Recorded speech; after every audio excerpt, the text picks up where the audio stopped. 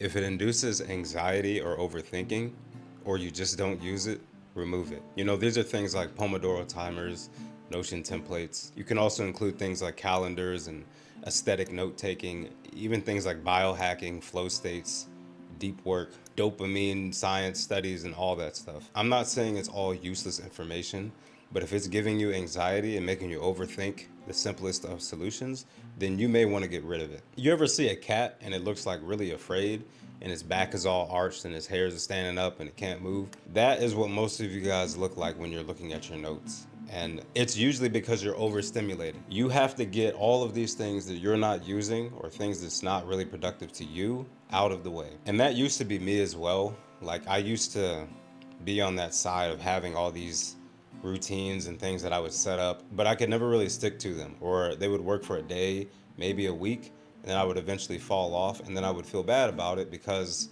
it didn't work for me. So if that's you, really take the time and remove this stuff piece by piece. We learn these things because we're ambitious and we want to get more done. But what happens is each time we learn one of these little methods or tips and tricks or optimizations, we just add more resistance to the things that we want to do. And after a while, just like in real life, if you have too much weight on something, you're not going to be able to move it or not going to be able to lift it.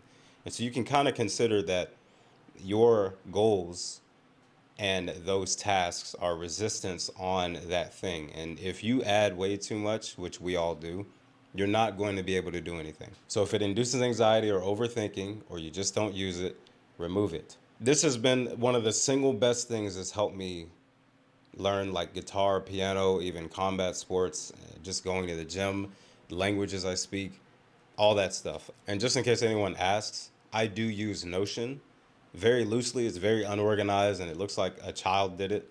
And then I also have a kitchen timer. It's right here. I just set the time and I do things. So that's my only two tools, really. But let's get into what actually works. So I prefer to do things in time blocks where I set the timer and go.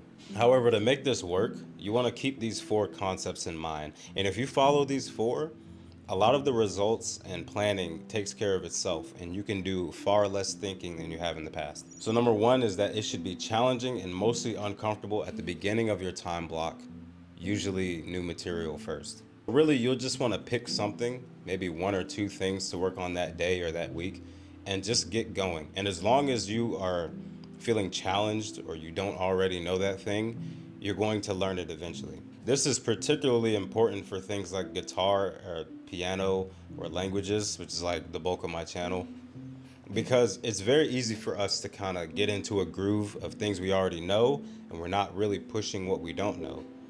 And if we are afraid of what we don't know, we try to overplan it or try to figure out the correct way or the best way. It doesn't matter. You just pick something you don't know and practice it. That's it. This also works for like long-term projects. I used to be a software engineer. I kind of am tapering off of that these days.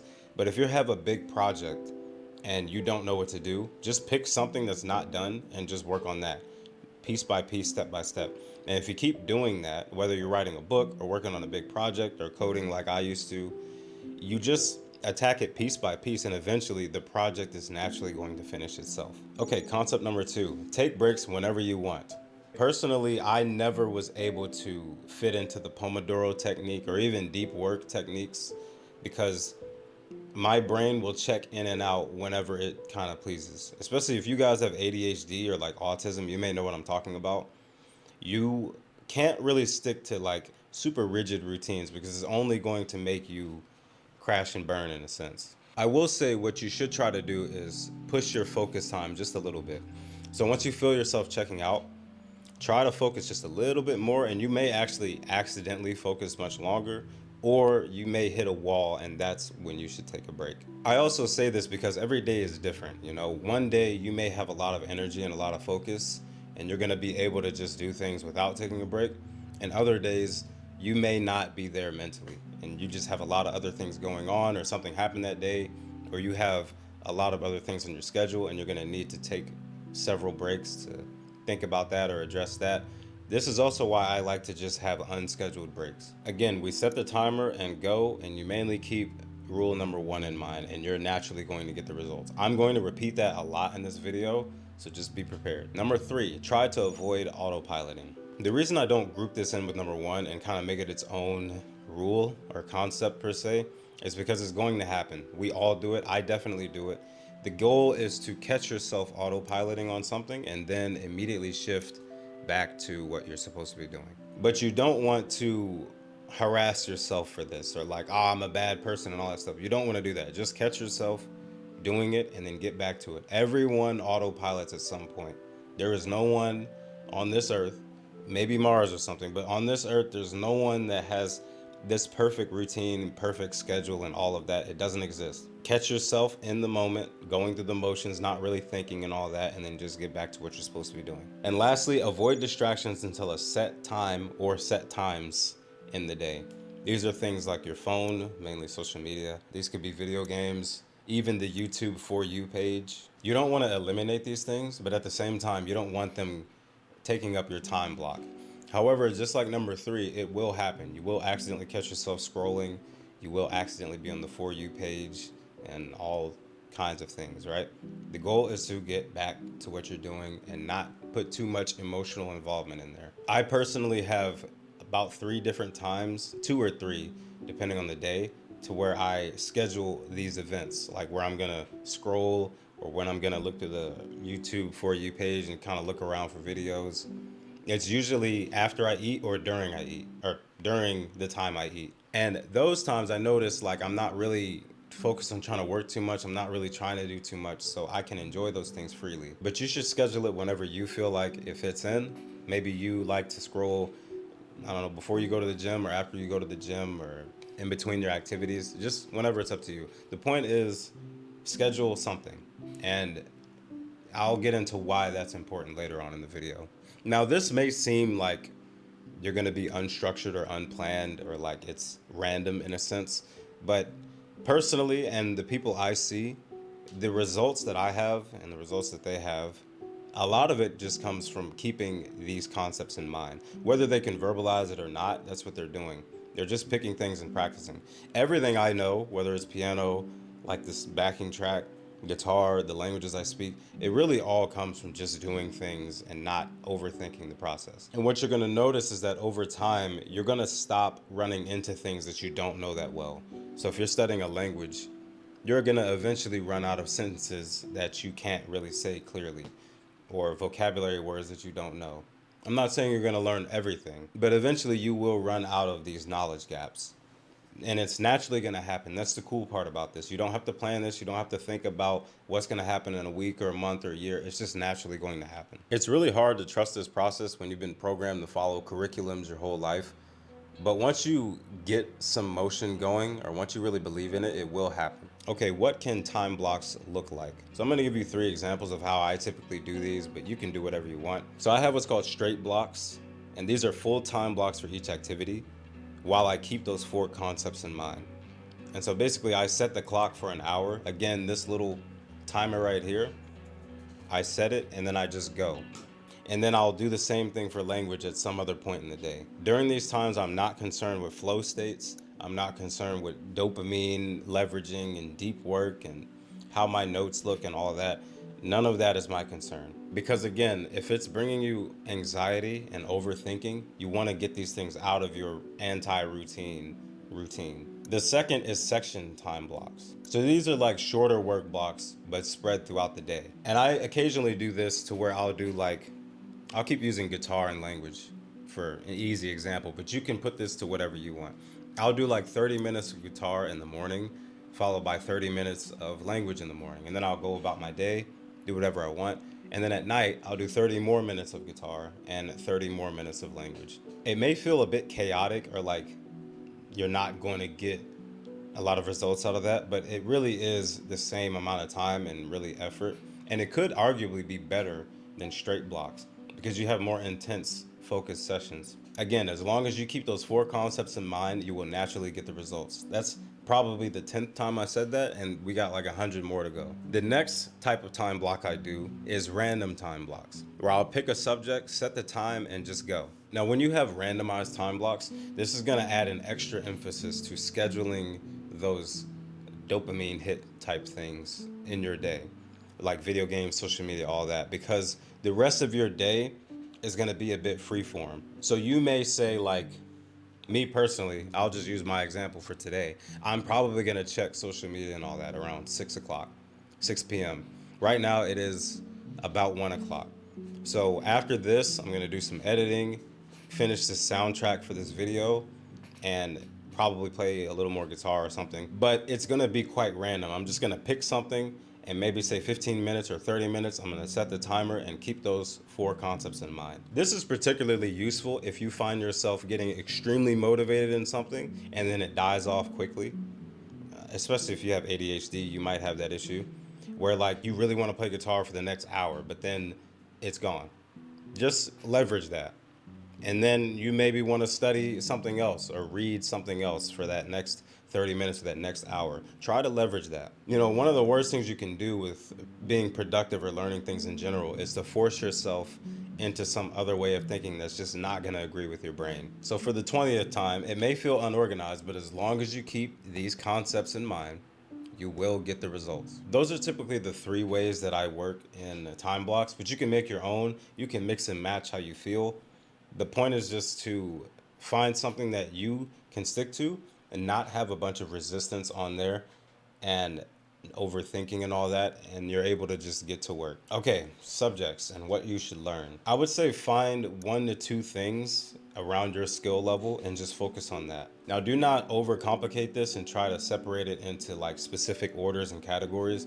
Just pick something that's kind of in the direction that you want to go and focus on that. And the reason I say 1 or 2, I would prefer one. That's what I do. But some of you may kind of burn out on that one thing. So pick 1 or 2 things where you can cycle back and forth. Maybe 3, but I would avoid that. And the reason I say that is because if you have too many things that you're bouncing around from, like 8 different subjects, and you're trying to add attention to those, though you're still going to get results, you may not truly internalize either of those. So you want to have like these peaks inside of your subject matter. But that being said, also have days where you just do what you want. For example, if you're learning guitar or a language, and right now you're learning the vocabulary for both. Triads and notes and intervals is the same thing as like vocabulary words in a language. So I'm going to group those together. But say that's your goal and that's mostly what you're focused on.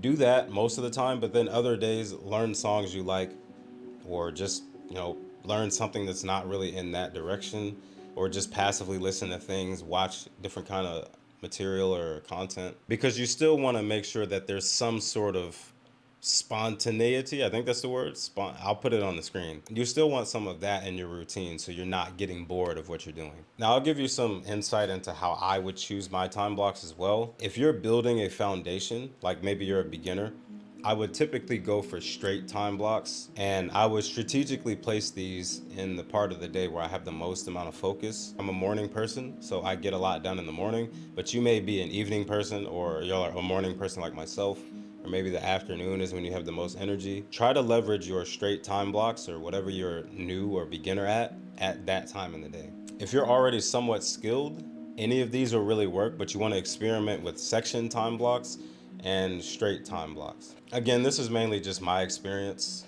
I find that if I'm too new to something, section time blocks didn't really work for me, but it could work for you. So just try it out. And then random time blocks can be used for any skill at any time and any level. Also, keep in mind that your whole day may have all three of these in mismatched orders or ways and whatnot. I don't know what I'm trying to say, but like mixed in together. That's what I'm trying to say. These are not separate entities that you have to treat as in like, oh, I did a straight block here, so I can't do section block and I can't do random. Just mix and match and go as you feel. Again, as long as you keep those four concepts in mind, you will get results. Something I do occasionally is I'll have different days for different things as well. So maybe like a Monday will be mostly straight blocks of everything. And then a Tuesday, I'll have section blocks for almost everything, where I go through my same amount of hours per day on the things, but I'll just break it up in different ways. And then another day would just be completely random, however I feel. And I do have these seasons in life where I'll just alternate between those. And I also have seasons in life where it's mostly one of those, mostly sectioned or mostly straight blocks, or 3 to 4 weeks of just completely randomized routines. Well, routines, anti-routine routine. But I noticed in doing this, no matter what I'm actually doing, I still get a lot of meaningful results quite quickly because those concepts just streamline everything and I literally don't have to overthink much. All I have to do is work hard at what I'm focused on. But again, if you're opting for a more random routine, please schedule your time for social media, YouTube, video games, and all that. If you schedule those correctly, the rest will fall into place. Okay, let's talk a little more about overthinking and fear-based learning and how most of us have been programmed to do things from a state of worry. Now, I hate to beat this dead horse again. This horse is gone. And by the way, if you don't know what that means, it means talking about the same thing over and over again. To beat this dead horse just one more time, experts, this can be people like YouTubers, doctors, PhD individuals, and so on, often overcomplicate simple things in order to sell you the solution or leverage your attention to their authority. I personally believe before all this extra information was out, people got way more results because they just did things. They didn't go look for a scientific study on every little thing they do. They didn't have all these planners and templates and all that going on. They just went and did things and they realized like, oh, if I pick new material and just learn it, I'll eventually learn it. This is how kids typically operate and they get a lot done in whatever world they're in. And this is how adults can do the same thing if you make a conscious effort to just detach from all this extra fluff that we have going on. You can also refer to like the Renaissance era if you know the history on that. There wasn't all this extra stuff going on. It was just they learned different things and didn't really overthink it. And most people had several different skills and interests at a pretty significant level because of that. And I bring up this overcomplication because most of these experts know that if you can convince someone they're doing something wrong, you can keep them around. And really, almost all of these things are going to make you have a negative relationship with what you're doing. And that's like the number one thing to avoid. You cannot have a negative relationship with what you're doing. It may be difficult, it may take a lot of work, it may be stressful at times, but you don't want to have a negative relationship with that activity. And so you have to make an effort to detach from experts who are overcomplicating the most simple things. Now, disclaimer, not all experts are grifters, okay? So I'm not saying that your favorite YouTuber is trying to take your money. That's not what I'm saying. The goal is just to start looking a little bit deeper into what you're hearing and think to yourself, is this actually a real problem or are we overcomplicating something for no reason? If you keep this in mind, you're probably going to realize that most of this stuff does not have a significant effect on your results. Particularly in health, fitness, biohacking, and all that, literally 99% of that stuff is trash. And the 1%, the fundamental percent, is free, useful, and is really out there, and there's a lot of proof that it just works. And to finish beating this dead horse, I do want to say that you will never get meaningful results by overcomplicating or overthinking things. I have to say it for the 50th time, right? As long as you keep those four concepts in mind, you will get plenty of results. All right, so the dead horse is gone. It's mincemeat. Let's get on to some helpful tips. Okay, firstly, it's going to be uncomfortable adjusting to this free way of learning. I don't really have any advice here except to just be aware of it. If you've been conditioned your whole life to have these routines or you've been taught that you're doing things wrong or that you have to do it a certain way, it's going to be really weird getting into like a free flowing state of things. To help that, I would say look at examples of people who aren't doing everything on the like super calculated way or the super calculated approach. You can look at me. Literally, most of the results I have are from having no routine or an anti-routine routine. You can also join my Discord. There's a lot of people like us there. You can just look up on the internet people who just go take action and how they got results. And over time, you're gonna feel a weight lifted off of you because you're gonna get this resistance off of the things that you like to do. The next tip is to find ways to fit anything in. So I learn a lot of things by just filling in gaps throughout my day. And this can be a quick 3 minutes, quick 5 minutes of something where instead of checking social media, maybe you just go look up vocabulary in a second language, or you go read a little bit more of what you've been looking at, or you can practice some sentences in a second language. You can go find all the E flats on the guitar real quick. These little things that you can just randomly do, you don't even have to set a timer for it. Just go do it. That will add up to a lot of hours at the end of the year and the end of like 2 or 3 years. The math at that time for that thing, it may not seem like a lot, But say you do 5 words per day, just when you have extra time going on. And you do that maybe 5 times a week. 5 times 5 is 25, 52 weeks in a year. That's 1,300 ish vocabulary words, which is a lot of vocabulary words. And that's only 5 minutes, 5 times a week. If you were to take that same calculation for time, for example, for like guitar or piano, that's 1,300 minutes per week, which is about 21 hours and 40 minutes, I think, something like that. That's 21 hours is a lot of time. And you add that up over time, and it's going to continue to get you plenty of results. And literally, that's only 5 minutes, 5 times a week. But with all of this, don't overcomplicate it and don't try to schedule that. This needs to be random. It needs to just happen. You really shouldn't even calculate it at all. It's just, okay, I have a couple minutes here, let me do this. I have a couple minutes there, let me see if I can do that. And I notice in myself, if I schedule my dopamine for like certain times in the day and I just don't touch it until then, I can really add up these random spontaneous hours over the years and months that I'm doing this thing. But again, do not make this into some quadratic formula. Please let it be spontaneous. Next tip, make things available if you can. This is just really simple. Have your guitar in tune, have your piano there, not a bunch of stuff all over it or stuff in the seat. Have the seat ready. Have shortcuts on your phone where you can get to vocab lists quickly or like sentences quickly, or have channels in your mind of like what you want to look at if you are learning directly from a video or something. The key is to make things ready to reach or ready to get to, because just like having too many elaborate schemes on your goals, if you have too many things in the way, that is still resistance.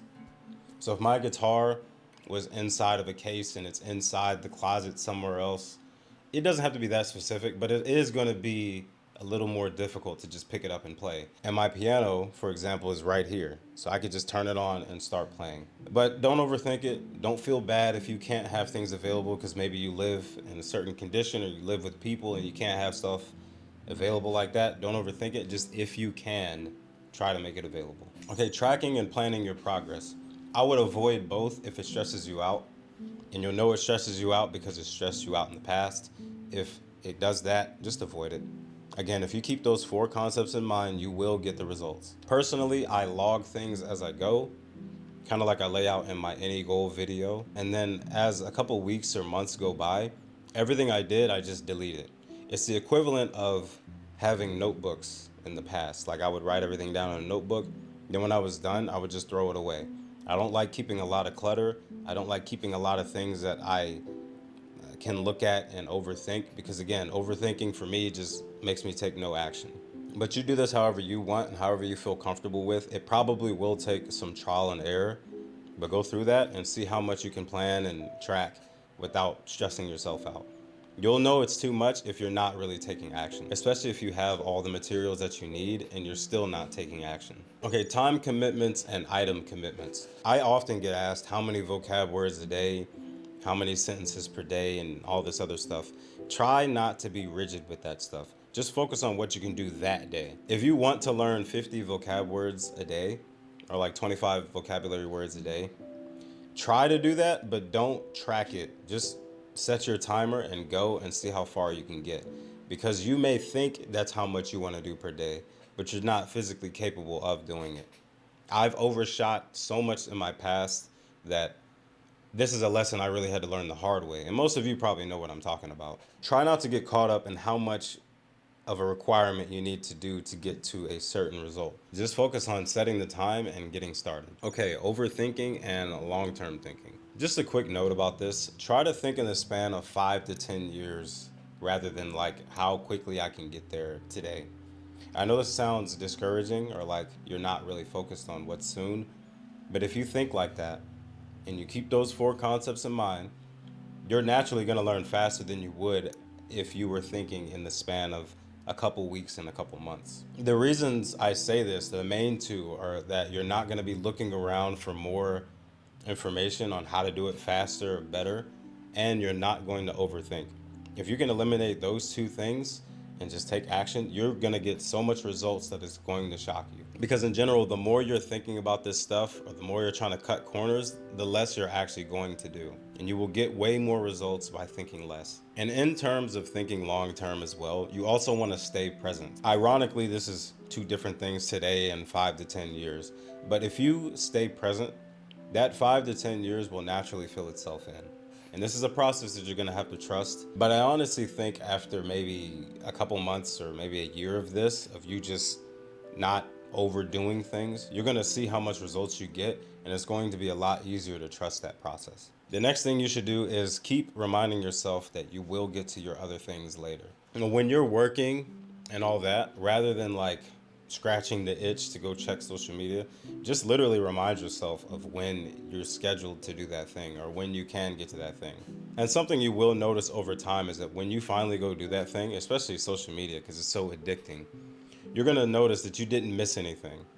But at the same time, you'll still have results because before that, you already put the work in. Like even me right now, I have, like I said, I think 6 p.m. I'm going to check it.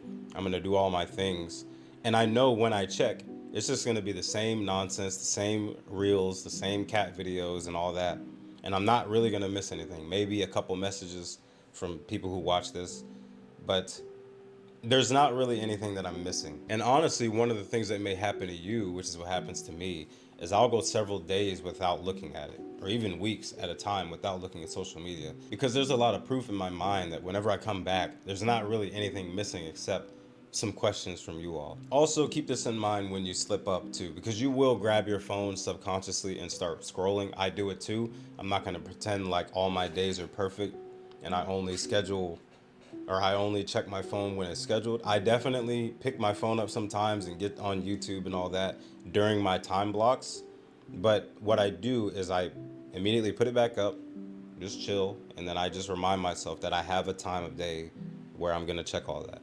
And most importantly, take rest days. Okay, these are not half days, these are not days where you're kind of doing the bare minimum. I'm talking about complete rest. You do whatever you want. Watch a bunch of YouTube, anime, play video games, whatever you want to do. You have to take complete rest days because this is going to help you establish a good relationship with the things that you're doing. This whole like no days off mentality and all that, a lot of that is not realistic. And most of those people telling you those things don't really do anything anyways. They're just kind of bragging that they don't take days off. So pay attention to that too and know that they're probably taking days off. I mentioned this in my last video, but it's like training, weight training, and any kind of training really. If you're not recovering properly, you're not really going to be able to train properly. And so you need to have that balance there. Have full rest days where you're not doing anything and you're not on this grind consistently trying to strive for something, because that is actually going to make you work harder when you have the time to work. I personally take like 1 to 2 rest days a week where I just won't do anything or I'll do what I want, which typically, ironically, is the things that I want to get good at, but I'm allowed to do nothing that day. I typically take like 1 to 2 days a week. I also have times where I'll do every other day as a rest day, and I do that because on the work day, I work extremely hard, but then the next day, I have something to look forward to. Or I mean, on the work day, I have something to look forward to, which is the next day, which is a rest day. Then on the rest day, I recover from all that and I work hard the day after that, and I still, again, have something to look forward to. However, one thing I have noticed is that as I built a healthy relationship with the things that I like to do by removing a lot of the nonsense, I naturally don't need rest days because I just want to do the thing. But let that be a natural process. Don't force yourself into that. Take the rest days and then work hard on the days where it's time to work. That's about it. I do have 3 important videos that I think you should watch. One is teach yourself anything and be good at it. It's exactly how I learned skills from the internet. Other than that, please get off YouTube and take action unless it's a rest day. If you did enjoy this video, please leave a like. Helps the channel out a lot. Again, we do have a Discord if you want to join that. Go ahead and subscribe or I will send this to come and get you. Love you guys and I will see you in the next one. Peace.